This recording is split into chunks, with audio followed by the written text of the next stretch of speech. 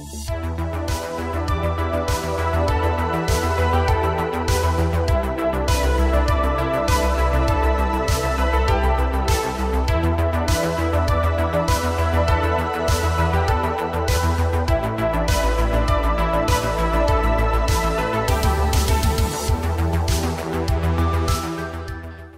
oui, bonjour, la communauté de coups critiques. On se retrouve aujourd'hui pour un tout nouveau montée de niveau. Et aujourd'hui, je dois vous avouer que je suis quand même stressé. Je ne le cacherai pas parce que je suis accompagné de Patrice Michaud, auteur, interprète, compositeur, animateur d'émissions de TV et également aussi auteur de romans pour enfants. Si je ne me trompe pas, je fais une petite liste exhaustive. Écoute, c'était tous les outils, je pense, que j'ai dans mon couteau suisse présentement.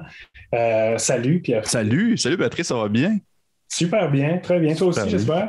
Oui, pour de vrai, je suis absolument enthousiaste à notre entrevue et également notre partie qui va éventuellement sortir. Normalement, ça devrait sortir la même semaine que l'entrevue, mais je ne veux comme pas trop en dire. On va garder ça un peu plus mystérieux. Super.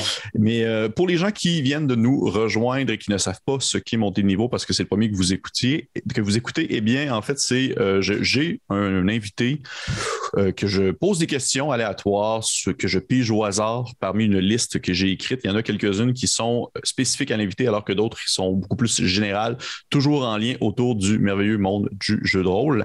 Mais avant toute chose, avant de me lancer là-dedans, Patrice, tu retombes, de ce que je comprends du moins de nos quelques échanges qu'on a eus, tu retombes un peu dans cette espèce de bassin-là, dans cette espèce d'univers qui est le monde du jeu de rôle après plusieurs années d'arrêt, si je ne me trompe pas, c'est bien ça? Oui, c'est exactement ça. Puis écoute, en m'informant autour de moi, en écoutant un peu vos podcasts, coups critiques, puis quelques autres par-ci par-là, je me rends compte que je suis un archétype de joueur. Okay. Je suis le classique père de famille de 40 ans qui revient au jeu de rôle, revient à un amour d'enfance après des années d'abstinence. Fait que je sais exactement ce genre de gars-là, mais écoute, c'est comme si au départ, ça a commencé lentement, il y a quelques mois. Ça fait déjà un petit bout de temps que je pense à m'y remettre, surtout que je constate à quel point j'ai aimé ça, mais ça s'est accéléré. Là, je suis carrément en train de débouler les marches qui me ramènent au jeu de rôle. Et je ferai tout de suite une petite parenthèse, Pierre-Philippe, pour te remercier parce que les gens qui nous écoutent ne savent pas que dans les dernières semaines, j'ai dû t'envoyer genre 72 messages Messenger pour te poser toutes sortes de questions sur un paquet d'affaires, en fait, qui m'intriguent. Et en l'âge que je suis, quand je ne trouve pas l'information du premier coup, je demande à un expert. Fait que merci pour ta générosité. Tu étais vraiment une encyclopédie de disponibilité. Fait que oui, je vis un rebirth total et absolu par rapport au jeu de rôle en général. Fait que j'imagine qu'on va y venir. J'ai connu ça par Donjons Dragons comme une majorité de joueurs, mais je m'intéresse aussi à d'autres jeux de rôle, mais surtout, je me rappelle à quel point j'aimais ça et à quel point ça a changé aujourd'hui et à quel point c'est populaire, démocratique, non genré, parce qu'on ne se le cachera pas. Il peut y avoir une fille pour 9 gars à l'époque où moi je jouais dans les années 90. Ça a changé. Et tout ça, je trouve ça absolument merveilleux. Ben écoute, je suis très content de t'entendre le dire et effectivement, je te souhaite que ta renaissance se passe bien et qu'elle continue ainsi pour les prochains mois et prochaines années parce que je trouve que c'est une passion qui évolue bien et qui elle peut être une passion d'entre chums, elle peut être une passion familiale aussi. Tu sais, ça se joue beaucoup. J'ai beaucoup d'amis qui vont jouer justement avec leurs enfants à mesure qu'ils grandissent et tout. Fait que pour le reste, je te souhaite que du bon là-dedans. Écoute, tu as tout à fait raison. Puis je prends 2 secondes pour te le montrer parce que je l'ai reçu. Vas-y donc. Ben oui, je vois donc J'ai réussi à trouver la fameuse boîte des chroniques oubliées. C'est ça que tu voulais, oui. Ouais, parce que sur les petites recherches que j'ai effectuées, ça apparaissait comme étant un des jeux accessibles pour pouvoir jouer avec les jeunes joueurs, des joueurs débutants ou des enfants. Et puis, comme elle était discontinuée, j'ai poussé un peu mes recherches et j'ai réussi à trouver une boîte à Québec. Impeccable. On l'a reçu, on l'a regardé hier avec Fiston, qui a 9 ans et qui a très, très hâte de commencer. Fait que mission accomplie, c'est le début d'un temps nouveau. Très cool pour vrai. J'ai hâte, tu me diras comment ça s'est passé, les premières aventures et les premiers décès de personnages, parce que ça va arriver un jour ou l'autre. C'est sûr.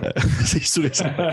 Hey, on se lance ainsi dans le montée de niveau. Yeah. Je te rappelle, si tu peux partir aussi longtemps que tu veux sur des questions, il y a des questions que, assurément, je vais rebondir sur tes réponses afin de trouver des sous-questions à celles-ci, parce qu'il y en a que j'aime bien comme creuser, parce que tu vas peut-être mentionner des éléments que je vais faire « Oh, c'est bon, ça, je pourrais savoir un peu plus. » Mais demeure tout de même que si ta réponse dure 2 secondes, puis après ça, on saute à la prochaine question. C'est absolument pas plus grave que ça. Pas de problème. Donc, on se lance ainsi. Première question. Comment te décrirais-tu comme joueur?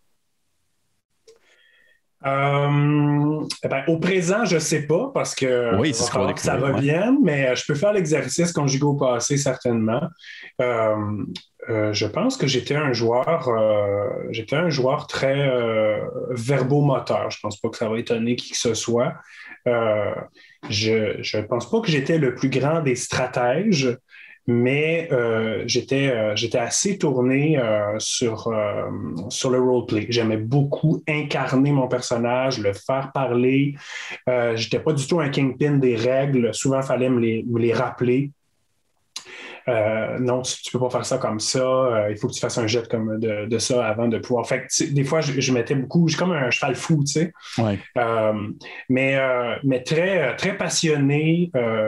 Je me souviens que durant vraiment, ça a commencé à ma toute jeune adolescence et ça a rapidement pris beaucoup de place dans ma vie. Et j'étais toujours le premier embarqué dans le char. Il faut dire qu'il y avait juste un cousin qui avait l'âge de conduire, fait qu'on embarquait tout en arrière finalement. Fallait faire de la route pour aller jouer nos parties. Je t'en reparlerai tout à l'heure. Mais j'étais très, très enthousiaste, très motivé. Puis j'étais définitivement la grand-gueule de la gang. Okay. Oui, absolument. T'étais le joueur que ça y tentait tout le temps de jouer, de ce que je comprends. Ça me tentait toujours de jouer, puis j'étais vraiment le fendant, en fait. J'ai toujours eu... j'ai pas eu 1000 personnages, au contraire. Et mes personnages, si je tente de faire un récapitulatif, ont toujours eu cette dimension-là d'être fort en gueule. Okay. J'étais celui qui attirait les ennuis et qui était tout à fait incapable de les régler tout ça. OK, ouais, je vois le genre. Okay. Je suis sûr que tu vois le genre. Je vois exactement le genre. Oui, écoute, je vais pouvoir l'expérimenter prochainement, j'en suis sûr. Ouais, j'ai hâte de voir si j'ai... Parce que, bon, j'ai changé, mais est-ce que dans le jeu, j'ai changé? Je sais pas. Ça va être bon, mais ça va être le fun à découvrir, par exemple, parce que tu vas pouvoir faire la comparaison. Fait que, on y va avec une prochaine question. Je tourne là au hasard. As-tu déjà eu, justement, auparavant, vraiment, même peut-être un peu avant que tu commences à jouer, peut-être même dans les dernières années, si tu as déjà repensé à la passion, est-ce que ça t'est déjà arrivé d'avoir un préjugé un peu plus négatif sur les jeux de rôle? Bon, pas dernièrement, en fait, c'est tout le contraire, mais oui, parce que dans les années 90, moi, j'ai commencé à jouer, j'étais à l'aube de mes 13 ans. Mettons, j'avais 13 ans, donc on est en 93, 92, 93, et puis... c'est une époque où, puis c'est une excellente question parce que je les ai compris, je les ai perçus et je les ai vécus comme après avoir commencé à jouer. Je te mets en contexte, Pierre-Philippe. Moi, je viens de Capcha en Gaspésie, qui est un petit village. On n'a aucune idée ou à peu près de ce que c'est que Donjon Dragon. Les jeux de rôle, c'est plutôt obscur. Moi, j'aimais beaucoup les livres dont vous êtes le héros. Je me rappelle qu'on avait fait des parties de l'Œil Noir, qui était une espèce d'extension du livre dont vous êtes les héros, où on pouvait jouer à plusieurs en même temps, qui était ni plus ni moins qu'un système de jeu de rôle. On ne le savait pas, mais assez simple, somme toute, dans mon souvenir. Et j'avais des cousins qui jouaient à Cyberpunk, parce que Cyberpunk, c'est un jeu de rôle qui a quelques années derrière la cravate aussi. Mais on est à... Mes cousins sont à l'école secondaire, ils sont plus vieux que moi. Je vais en parler souvent parce qu'ils sont... on était un groupe très serré et j'ai toujours joué toute mon adolescence avec ces cousins-là et deux chums. On voit une annonce, mes cousins voient une annonce à l'école secondaire qui dit initiation au jeu de rôle. Pour en savoir plus, petit numéro de téléphone déchiré dans le bas. Ils ramassent ça. Ouais, on téléphone et c'est un gars avec un accent français qui répond et qui nous invite. Moi, je suis arrivé comme 2-3 games plus tard, mais je vais mettre ça plus simple. Qui nous invite à participer à une initiation au jeu de rôle. Il s'appelle Philippe Achintre. Je le nomme parce que c'est devenu, et c'est resté surtout, un grand ami à moi. Et sa femme, sa conjointe, ma grande chum, Gabrielle Bucheleur. Je te donne le contexte. On débarque là-bas en plein bois, dans un petit village qui s'appelle Lamartre. On marche pour se rendre, on garde la voiture, on ne sait pas trop. Et c'est une petite maison dans le bois, il n'y a pas d'électricité. Lui est français, elle est allemande. Ils ont quitté leur pays, leur famille, ils sont emmenés au Québec, en Gaspésie. Mode de vie complètement alternatif, végétarien, très, très écolo. Nous, on ne connaît pas ça. On a l'impression d'être devant des extraterrestres. Extraordinaire. Oui. Dans les années 90, on s'entend, c'est assez décalé.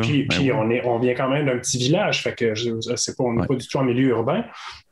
On fait la rencontre de ces deux personnes-là. Philippe est maître de jeu. Il nous initie. On joue à Donjon Dragon, 2e édition.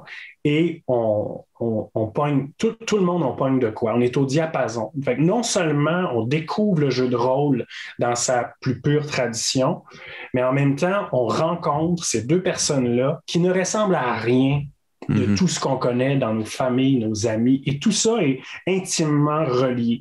Fait que on vit dans cette bulle-là, on fait des parties, on essaie de faire ça une fois par semaine, une fois par 2 semaines, dans un monde inventé par Philippe. Parfois, on joue dans d'autres mondes. Ce qui fait que quelques années plus tard, j'arrive au cégep. Et au cégep de Rimouski, première journée, je me promène dans le cégep et à un moment donné, je vois sur une porte le club de jeux de rôle. Il est mardi après-midi, 2h30, il doit faire 30 degrés dehors. Par curiosité, j'ouvre la porte et là, je vois 4-5 gars avec des social skills pas super développés. Ouais. Là, je te fais part du jugement que j'ai eu en les voyant. En train de manger des gattusos,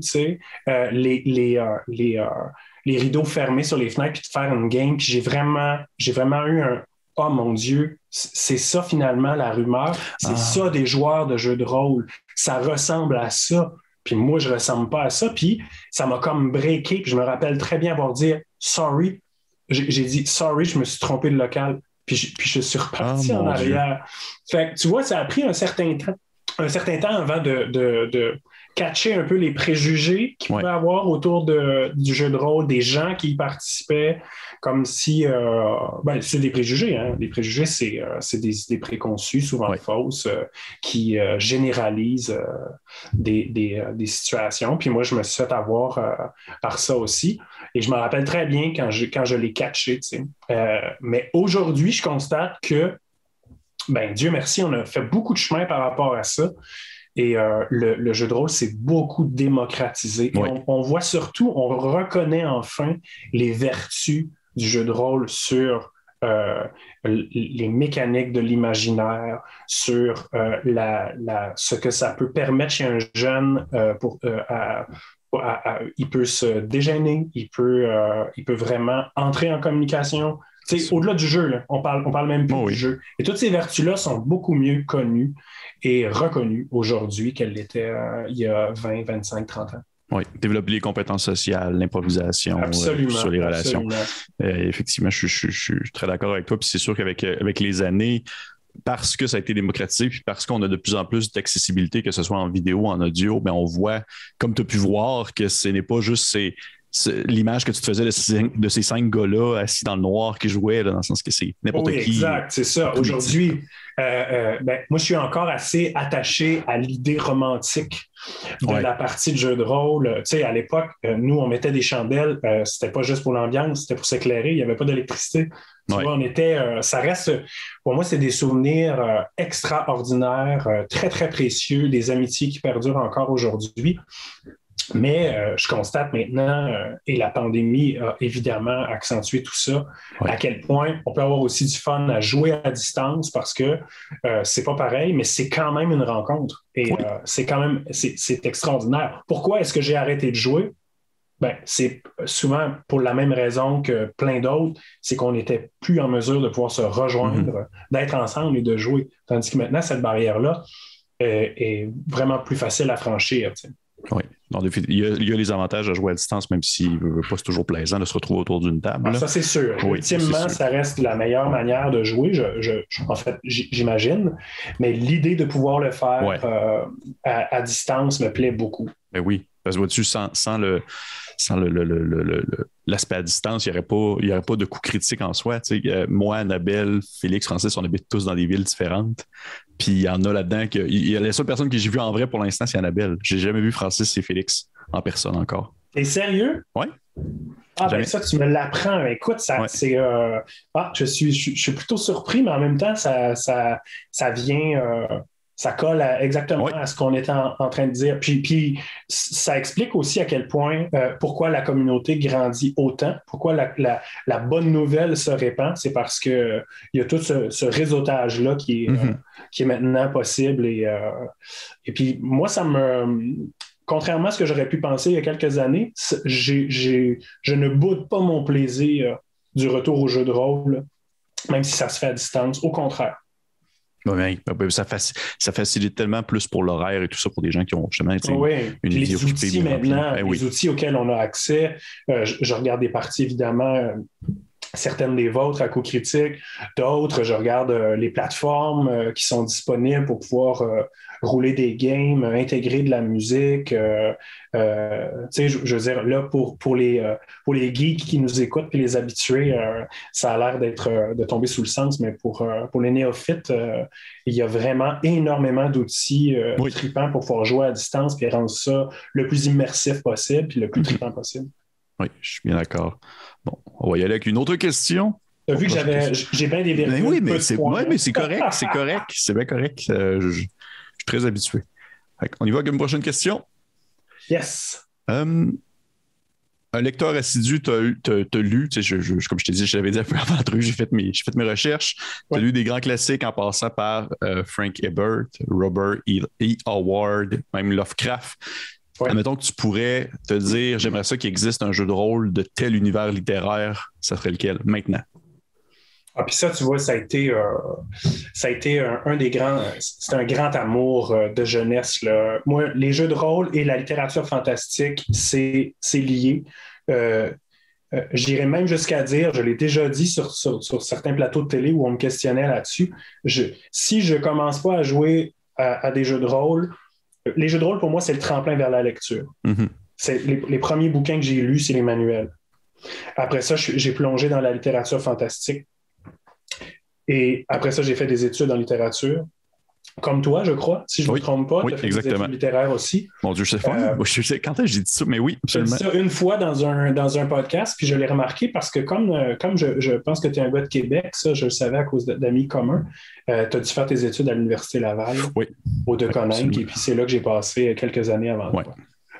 Et puis si je lis pas énormément, je suis pas sûr que j'écris des tunes dans la vie. Fait que tu vois, pour moi, j'aime bien me rappeler de ces maillons-là. À quel point le jeu de rôle va avoir été un tremplin important pour un paquet d'affaires dans ma vie. J'ai lu énormément dans ces univers-là. Le fameux annexe N dont parlent les créateurs de Dungeon Crawl Classic et tous les tenants et les défenseurs du renouveau du jeu de rôle vintage. Du old school, le OSR. Exact. auxquels je m'intéresse de plus en plus. Moi, j'ai baigné là-dedans. Je les ai tous lus. Je veux dire, Fritz Leiber, on a joué dans l'Ankh-Mort quand j'étais plus jeune. Ah ouais. Ouais, j'adorais. Pour moi, c'était la ville de jeu de rôle. C'était la ville la plus fun dans laquelle j'ai joué. Tu vois, j'ai jamais joué dans les mondes de Donjons Dragons. Les Royaumes oubliés. J'ai jamais joué dans les Royaumes oubliés. On était un peu né en l'air là-dessus. On boudait beaucoup les Royaumes oubliés. On trouvait que c'était un foutoir où il y avait n'importe quoi. Donc, ça manquait de cohérence. Il faudrait que j'y retourne un peu pour voir qu'est-ce que c'est devenu. Mais moi, j'aimais beaucoup jouer dans les mondes des auteurs parce que c'était des mondes qui étaient très circonscrits. Mm-hmm. C'était des mondes qui avaient beaucoup il y avait quand même beaucoup de chair autour de l'os, puis dont on voyait un peu les frontières. J'ai beaucoup lu Robert Howard Conan. J'ai joué dans le monde de Conan aussi. Évidemment, j'ai joué dans le monde de Tolkien. À l'époque où on a laissé Donjons et Dragons et on a joué à Rollmaster. Yes, oui. Quand on est devenu des prétentieux qui trouvaient que Donjons et Dragons, c'était pas assez compliqué. Fait que là, on jouait à Rollmaster. Écoute, vite de même, là, il y a... dans quel monde j'aimerais jouer? Je me rends compte que j'ai joué dans plusieurs mondes que j'ai lus. Tu vois, j'ai lu Les Belgariades et Les Malorés de David Eddings. Ça, je n'irais pas jouer là parce que c'est une lecture qui n'a pas survécu à la relecture du monde dans le monde adulte. Je trouve ça très poche quand je comprends ce que tu veux dire. Ouais. Ma vingtaine. Moi, je jouerais certainement dans le monde du Pistolero de Stephen King. Ah ouais. Okay. Ouais. Et puis je me demande si ça a été fait. Ça pourrait être fait, puis je ne sois pas au courant. C'est pas que c'est un monde... c'est pas que c'est une série qui me plaît tant que ça. J'ai beaucoup aimé le début. À un moment donné, on s'y perd parce que c'est un fleuve interminable. Mais tu sais, un mélange entre quelque chose de très dark, un peu horreur, mais en même temps, Alice au pays des merveilles où il peut arriver n'importe quoi, ça pourrait donner des parties intéressantes. Oui, effectivement. Puis tu le mentionnes, puis vite comme ça, j'ai pas de flash qui me vient en tête. Je pense pas que ça te surprend que je demeure très alerte sur tout ce qui est en lien avec la nouveauté dans le jeu de rôle. Vraiment. Et j'ai rien du tout qui me vient flasher à l'esprit concernant la série de la Tour Noire, mais je pense plusieurs autres jeux sans nécessairement un univers défini, je trouve que ça s'y collerait bien, mais vraiment précisément qui a été fait pour cet univers-là, j'en connais pas de nom, mais je veux savoir, est-ce que tu savais que l'Ankh-Mort avait été, dans le fond, republié par DCC. DCC ont un module l'Ankh-Mort. Écoute, j'ai vu ça aller, J'ai vu ça passer certains. Tu sais qu'on s'est parlé ces dernières semaines. Ouais. J'ai eu une pandémie assez relaxe. J'ai eu un temps des fêtes pandémiques, je veux dire, assez relax où j'ai butiné pas mal les interwebs là-dessus. Puis j'ai vu qu'il y avait des ouvrages, puis un module je suis vraiment un cancre en anglais et que les traductions sont plutôt chouettes concernant Dungeon Crawl classique. On est, comme tu le disais, on est assez chanceux que ce soit traduit en français. Je vais me croiser les doigts et je vais espérer que le module soit traduit en français. Ça serait vraiment chouette. J'aimerais beaucoup ça. J'étais un grand, grand fan de Fard et du Souricier Gris. Fritz Leiber, c'était un de mes auteurs fantastiques préférés durant mon adolescence. Et ton vœu est exaucé, ça va être traduit en français. Ah, mon Dieu. J'ai une bonne vie à venir, Adam. J'ai un bon karma. Mais oui, ça va être traduit par la même compagnie. Ils ont annoncé que ça va être éventuellement en campagne de socio-financement, je pense, en 2022. Génial. C'est une excellente nouvelle. C'est une ville extraordinaire. Ouais. Je ne connais pas Eau Profonde, mais je me demande si l'Ankh-Mort n'a pas été une inspiration. Une inspiration pour Eau Profonde. Quoique l'Ankh-Mort, c'est vraiment une ville glauque. C'est une ville de coupe-jarret. Moi, je me rappelle d'une nouvelle avec les rats blancs, les rats qui sont métamorphes et qui veulent prendre possession de la ville. C'est une des meilleures nouvelles que j'ai lues du cycle des épées. Puis ça me rendait l'Ankh-Mort encore plus, désirable. Je trouvais que je suis bien curieux de le voir. Pour ma part, j'ai joué une fois dans l'Ankh-Mort, dans le DCC. On a eu une aventure qui était faite pour l'Ankh-Mort. J'ai pas eu le temps beaucoup de l'explorer. Je connais pas du tout ben, je connais de nom, mais j'ai jamais lu le cycle des épées. J'ai jamais lu les aventures qui se déroulent. J'ai un ami qui est en train de les dévorer présentement, mais je vais être bien curieux de voir de suivre justement cette campagne-là lorsqu'elle va être débutée. Et c'est une bonne nouvelle. Ben oui. On y va avec une autre question.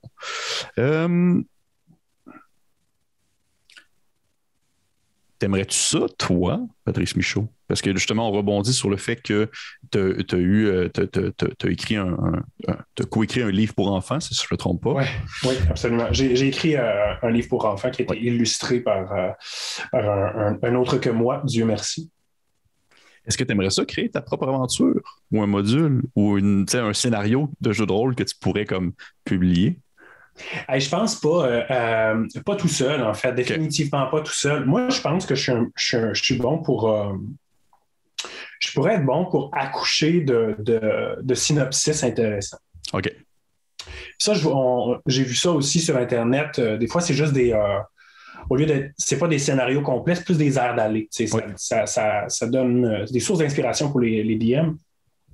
Moi, je pourrais probablement m'amuser à faire ça, mais comme je suis plutôt lâche, puis essayer d'attacher toutes les ficelles afin que ça se tienne, que ça devienne un bon scénario équilibré, je pense que ça demande des aptitudes que j'ai pas. Mais purement dans l'imaginaire, pourquoi pas? Ça pourrait être le fun. Mais tu sais, par contre, être dans une consultation puis travailler en équipe où tu as différentes forces au sein de l'équipe, quelqu'un qui est plus calé justement dans l'organisationnel ou la mise en jeu, si tu veux, d'une histoire ou d'une trame narrative, écoute, moi, je me ferme aucune porte. Là. Si tu m'avais demandé il y a 5 ans, est-ce que tu vas écrire un livre pour enfants, je ne suis pas sûr que je t'aurais dit, c'est sûr, man. Mais je l'ai fait, j'ai eu du fun à le faire. C'est un peu cette pandémie-là, c'est un des côtés positifs qu'on pourrait souligner, c'est qu'elle nous amène à nous retrouver un peu où on ne pensait pas se retrouver. T'sais. Puis ça, ça a du bon. Shaker le cocotier, c'est toujours une bonne chose. Fait que, pourquoi pas? Mais en tout cas, j'aime beaucoup en lire. J'aime bien lire les scénarios. Il faut que j'arrête là, parce que si je veux les jouer, parce que je ne suis pas un maître, je suis vraiment un joueur. Je suis vraiment, vraiment beaucoup plus un profil. J'ai vraiment un profil de joueur. Je vais me commettre...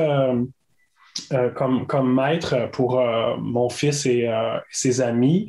Mais puis j'ai fait jouer Philippe et Gabi, dont je te parlais en début d'entretien comme petit cadeau, là, il y a quelques mois de ça. Mais je suis essentiellement un joueur. Je suis pas assez organisé pour être un bon DM, je pense. OK. Ben écoute, ça faisait partie de mes éventuelles questions, mais c'est bon à savoir. Puis regarde, on se tiendra au courant si jamais j'ai un plan de publication pour une aventure ou quelque chose. Donc, sait-on jamais. Garde-moi dans l'eau. Ah oui. Prochaine question.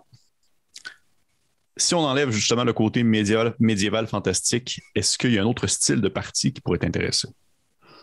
Il y en a plein. Surtout ces derniers mois où je butine, puis je regarde ce qui se fait, puis je me rends compte que j'en suis à la pointe du iceberg, à quel point il y a maintenant un jeu de rôle ou un système ou une adaptation de système pour à peu près toutes les directions fictionnelles.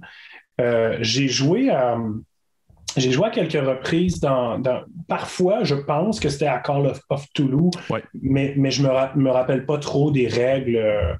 Je me rappelle pas trop non plus si on avait adapté les règles avec un autre système, mais évidemment, j'aime beaucoup l'univers de Lovecraft. Quand tu es capable de faire la part des choses puis de tasser le raciste fini qui est notre bon vieux HP, parce que je le bouquine, je lis les nouvelles. Ça reste un monde qui est fascinant puis qui a été bien adapté. T'sais. Mais bon, là, c'est pas une surprise parce que c'est un jeu et un monde qui est très populaire. Mais peut-être, j'ai jamais joué dans un contexte science-fictionnel. Et pourtant, j'en ai lu beaucoup. c'est quelque chose qui me plaît. Je sais il y en a qui jouent, par exemple, dans le monde de The Expanse, que j'avais une série que j'ai commencé, mais que j'en suis au balbutiement, là, puis que je trouve quand même intéressante. Dans un monde de science-fiction, je pense que je serais plutôt curieux de voir à quoi ça ressemble. J'ai quand même des bons souvenirs d'enfance de Cyberpunk. Je trouvais ça raide pour mes 10 ans. Oui, surtout les thèmes abordés, tout ça, c'est très mature. Oui, puis mes cousins étaient plus vieux, puis ils s'entorchaient pas mal. Le kid, moi, je pense que je devais être là pour les guérir, évidemment. Là, ils m'enduraient plus qu'ils m'intégraient à l'époque, parce que c'était avant j'étais aussi tout jeune. Mais je me rappelle que mon cousin Jack avait un personnage qui s'appelait Overkill. Okay. Et Overkill était ni plus ni moins qu'une DCA sur 2 pattes, là, avec 2 hogs qui mitraillaient en rond là, de chaque bord. Ça n'avait aucun maudit bon sens. Ça avait ni queue ni tête. C'était juste de la ferraille, puis Trip et boyau qui revolaient partout. Là. Mais reste que je pense qu'un domaine de science-fiction, j'aurais bien du plaisir à essayer ça en jeu de rôle. Je dirais que personnellement, autant j'adore DCC, D&D, tout ce qui est médiéval fantastique, en tant que DM, je suis beaucoup plus inspiré en science-fiction. J'ai toujours plus d'idées qui me viennent facilement. Toujours plus tu sais, que ce soit justement, il y a le jeu de Star Trek, Star Wars qui est fait aussi, Dune qui est sorti récemment, justement. Et là, j'attends impatiemment Cyborg, qui est comme un jeu qui est plus justement cyberpunk, mais avec les règles du jeu Morborg. C'est une belle... on va dire une belle niche à idée. Il y a tellement de choses à aller chercher partout là-dedans. Oui, c'est ça. C'est qu'il y a c'est comme si tu venais t'ouvres une porte, puis il y en a encore, il y a encore 150 autres nouvelles directions d'invention d'histoire. Moi, ça me plaît. Puis juste ce principe-là, en fait, le principe mère derrière le jeu de rôle, qui est la potentialité d'histoire à vivre. Je pense que non seulement, au-delà du fait que je trouve ça fascinant, je pense que le cœur de mon amour pour le jeu de rôle, il est là. C'est qu'il y a 1001 manières différentes de s'évader du quotidien puis de le vivre quand même je veux dire...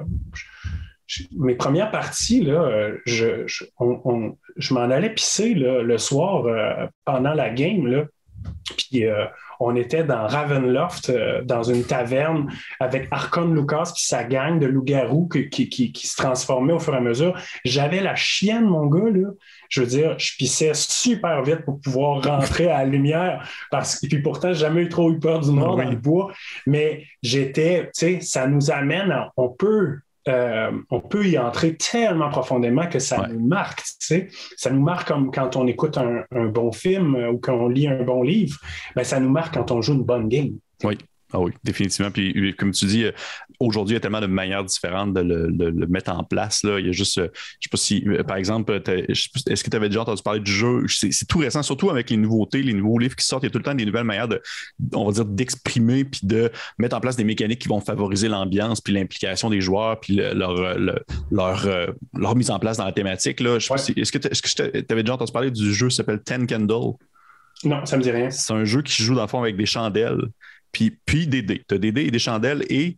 Des vraies chandelles. Des vraies chandelles. Et à mesure que la partie avance, à mesure que les chandelles s'éteignent, dans le fond, c'est comme un monde apocalyptique où est-ce qu'à la fin, ça finit mal. C'est que tout finit dans le noir. Il n'y a plus d'électricité. Ça, c'est un fait. C'est un fait établi. Ça va finir mal. Et à mesure que le jeu avance, à mesure que si on échoue des jets, on éteint des chandelles. Et moins il y a de chandelles, moins, dans le fond, le jeu s'amène vers la fin. Et si par hasard, tu t'accroches quelque chose, puis une chandelle qui s'éteint et elle reste éteinte, ça se passe. C'est ça qui se passe. Et pour vrai, ça crée là. Ben oui, c'est ça. C'est exactement ça. Il y a tellement de nouvelles manières de juste s'asseoir puis lancer des dés. Il y a maintenant On s'entend, là, c'est pas un manuel de 350 pages qui a instauré cette vibe-là. Non. Il y a quelqu'un quelque part qui a fait et si on faisait ça? Oui. C'est ça, c'est fascinant. Ça, je jouerais bien à ça, moi. Bien à ça. Autant ça s'apprend très vite que ça se met en place aussi très vite. À la même manière Juste voir s'il y a des plateformes numériques avec des chandelles virtuelles. C'est sûr que c'est ça, sûr. Je pense qu'il va falloir attendre. Ouais. Il va falloir attendre que le monde tourne droite, là, puis le faire en vrai avec des vraies chandelles. Ça mérite ça. Ça mérite. C'est un jeu qui est beaucoup sur l'ambiance à la même manière que ça s'appelle Dread, qui est un autre jeu dans le même type, mais qui se joue uniquement avec une tour de Jenga. Et à chaque fois que ton personnage veut émettre une action, il faut qu'il enlève une pièce puis qu'il la remette sur le dessus. Sérieux? Ah ouais. C'est une bonne idée aussi. Ouais. Et si la tour tombe, c'est que ton personnage meurt. Il va se passer quelque chose qui va faire en sorte que ton personnage meurt. Et là, il y a, mon Dieu, c'est le stress qui embarque en plus, du stress qui est réel causé par la tour, autant de stress causé par ton action que tu veux faire. Là. C'est justement un peu si brillant. Bon, excuse-moi, c'est pas mon entrevue, c'est la tienne. Fait que, mais c'est ça, c'est une conversation. C'est une conversation. C'est juste que quand on me parle, je peux. On est deux. Prochaine question.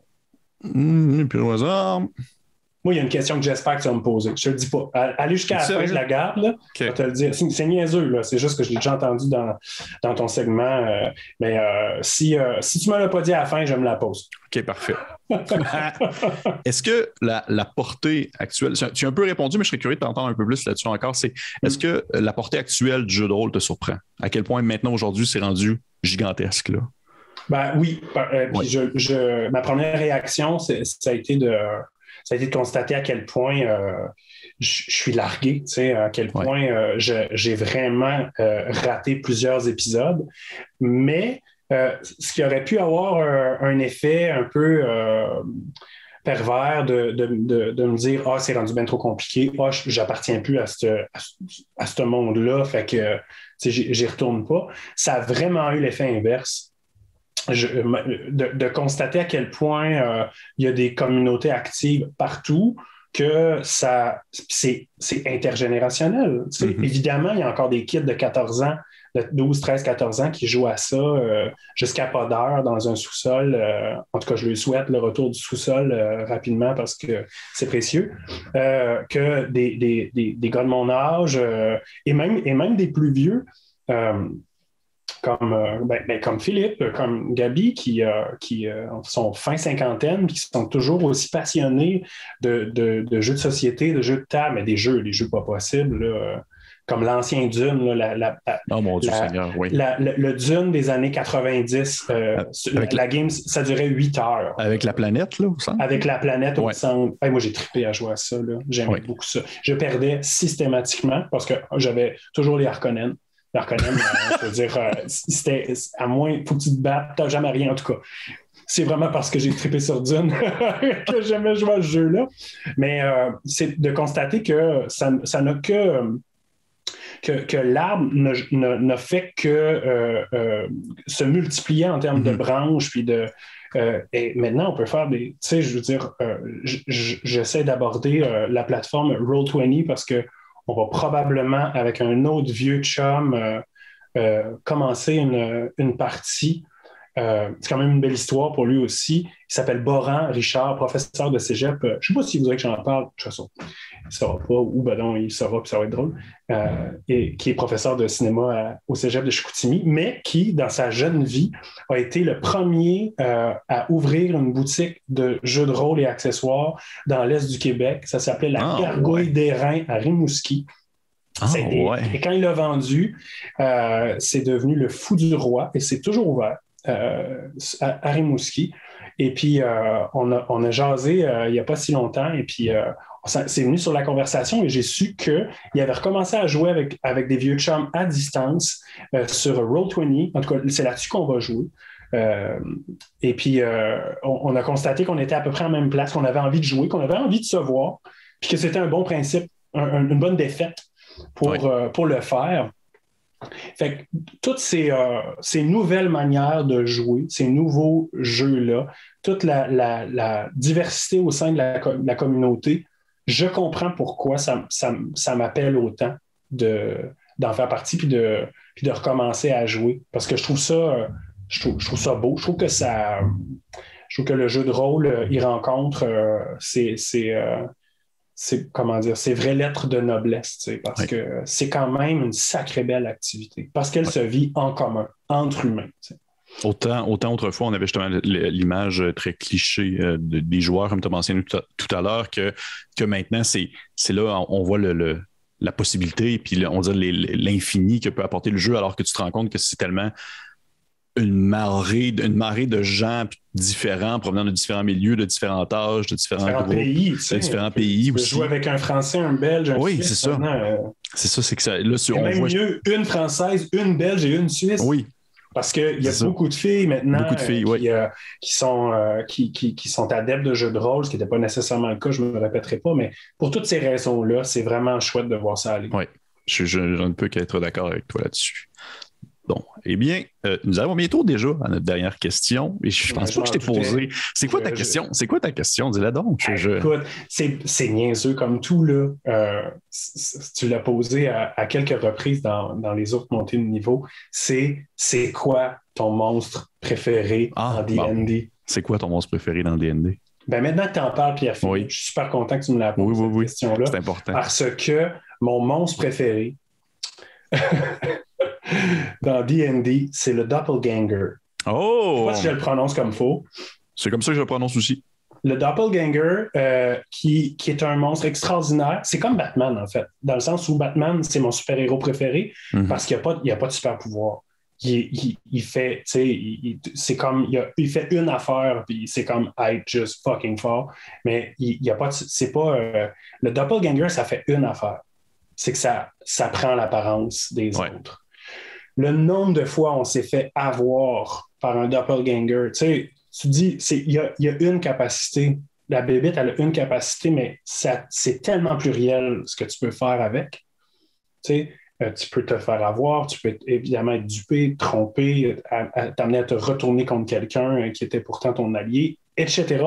Quand c'est joué intelligemment, quelle bébête épouvantable. Tu sais, j'aurais pu nommer le flageoleur mental, qui est probablement la bébête qui m'a fait le plus peur durant mes parties d'adolescence, mais celui qui m'a fait le plus jurer puis qui nous a eu le plus souvent, ça reste le doppelganger.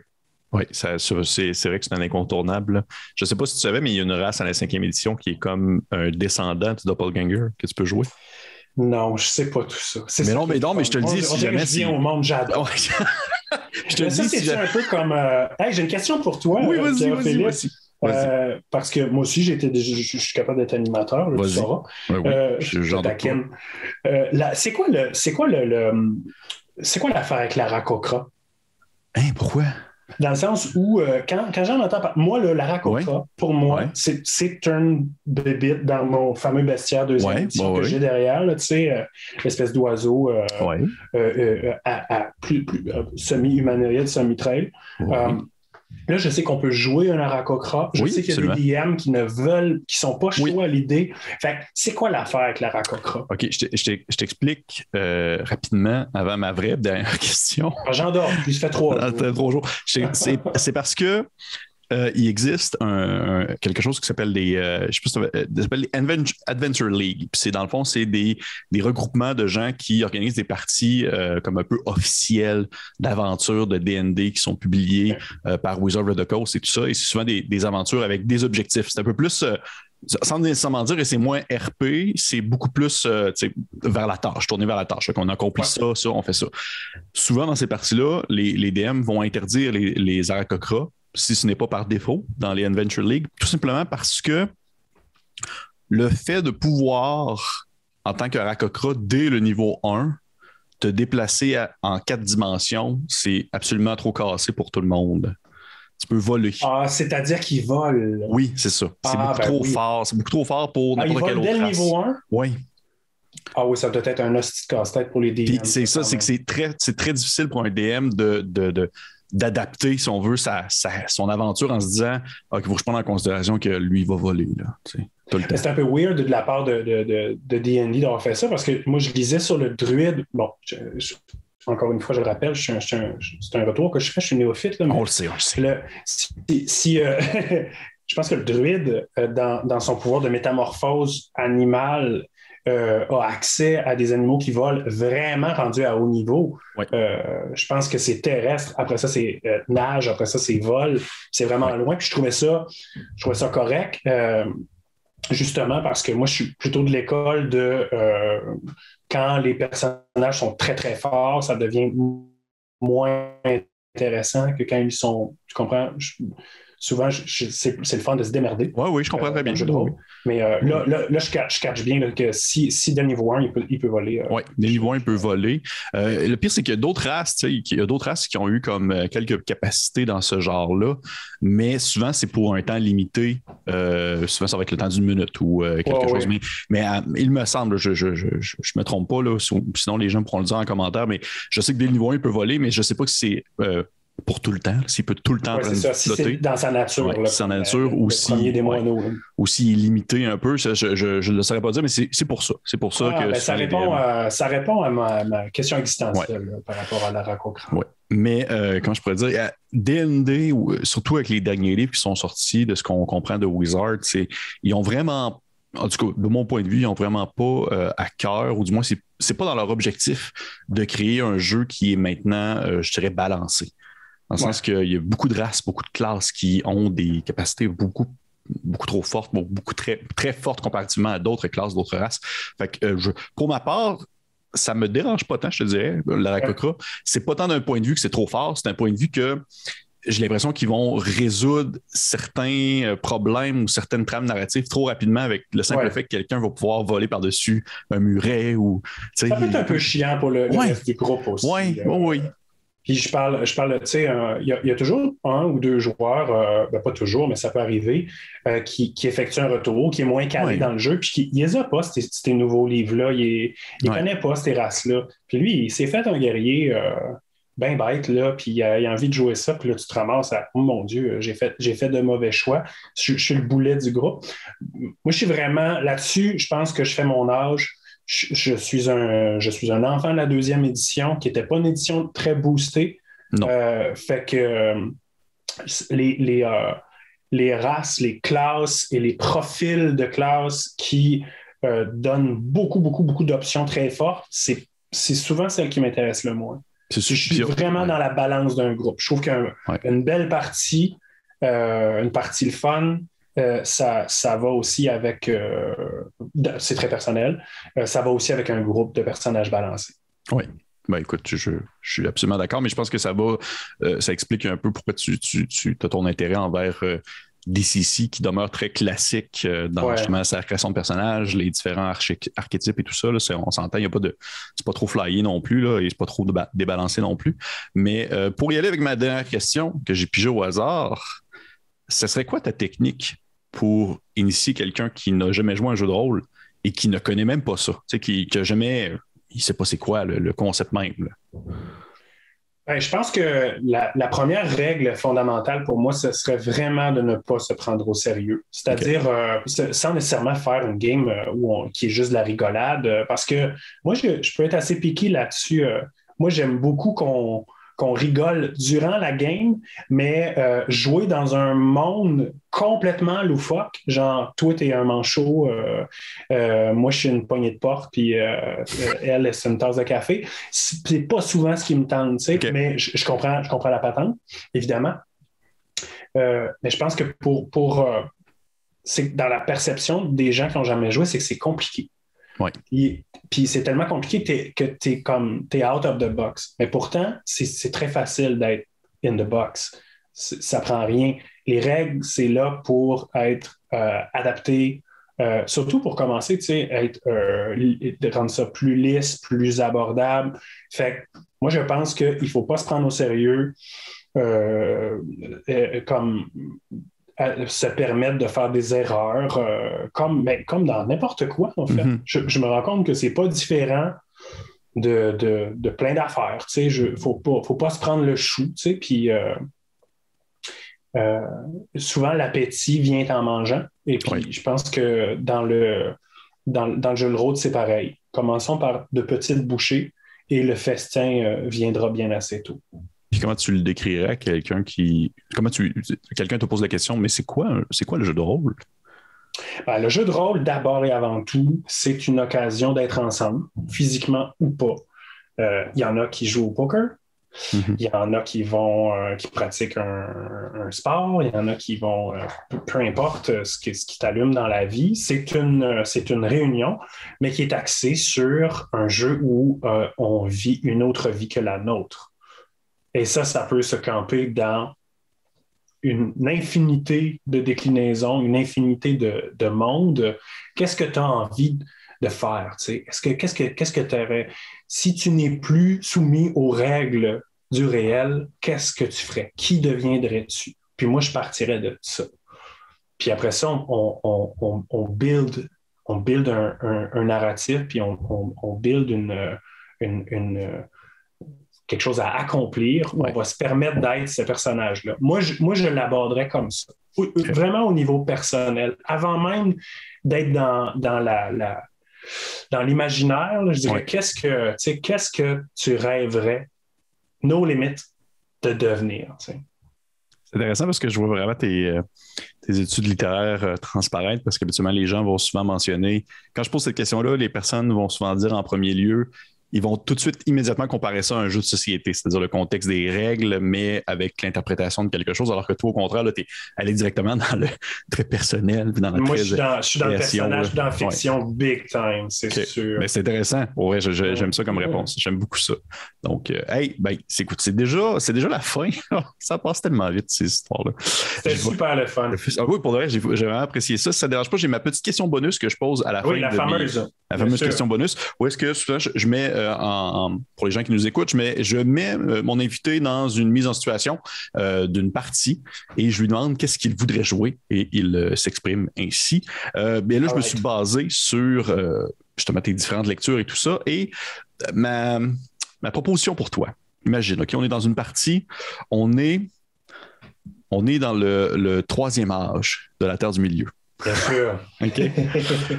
Nous sommes après que Bilbon ait ramassé l'anneau, mais bien avant, en fait, le départ de la communauté. C'est-à-dire vraiment dans cette espèce dans ces quelques décennies-là où on va dire que la Terre du Milieu est un peu tranquille, il n'y a pas trop encore d'orques qui se déplacent entre Isengard et le Mordor et tout. Mais Gandalf, il est déjà comme ça.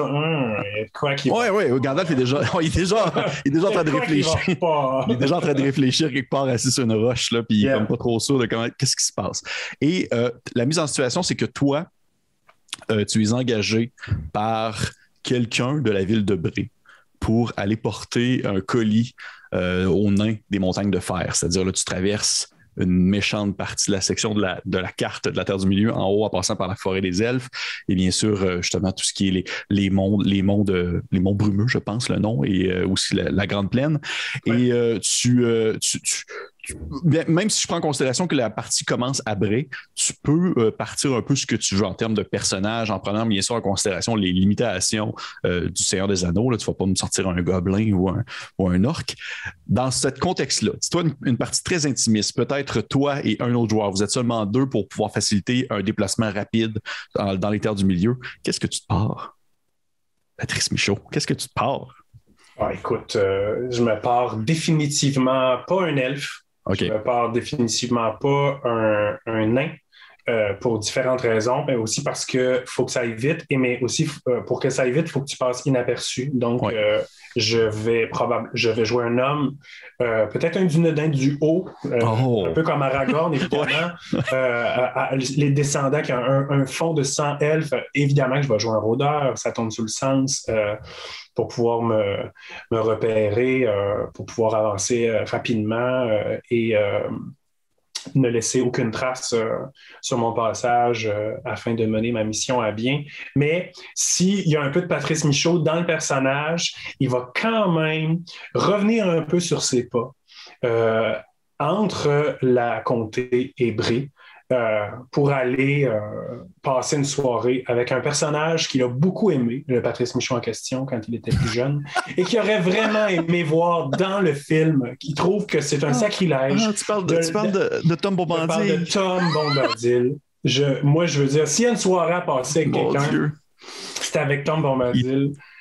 Ola Guédol. Moi, j'avais les vieilles traductions en français. Fait que j'irais virer une brosse avec Tom avant de partir pour ma mission pour dire, j'aurais dit, moi, à Tom, t'es le seul dans toutes les terres du milieu qui ne subit pas l'attraction de l'anneau quand même. Il faut se rappeler de ça. Oui.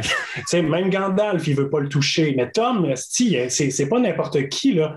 J'aurais dit, moi, à Tom, il aurait dû te mettre dans le film. Après ça, je partais faire mon C'était tellement comme hijacker la game pour aller faire ce que tu veux. C'est incroyable. Ah, mon Dieu. Je m'attendais à ce que tu me dises soit un rôdeur ou un hobbit, parce que les hobbits aussi sont comme très subtils et tout. Absolument. Mais c'était dans mes deux choix, mais pour le reste, je ne m'attendais pas à ce que tu décides de tourner la aventure. Ouais, pas mentir. Parfait. Bon. Eh bien, hey, Patrice Michaud, merci beaucoup d'être venu me jaser à monter de niveau. J'espère que tu as apprécié ton expérience. Mais ça. Très fun, beaucoup aimé ça. Ben oui, mais de toute façon, on se retrouve très bientôt pour une petite partie en ligne. Pour les personnes qui nous ont écoutés, je vous conseille fortement de liker, partager, laisser un petit commentaire si jamais vous avez des questions à poser, si vous êtes curieux d'en savoir plus. Et encore une fois, merci beaucoup, Patrice. Et sur ce, on se dit à la prochaine. À la prochaine.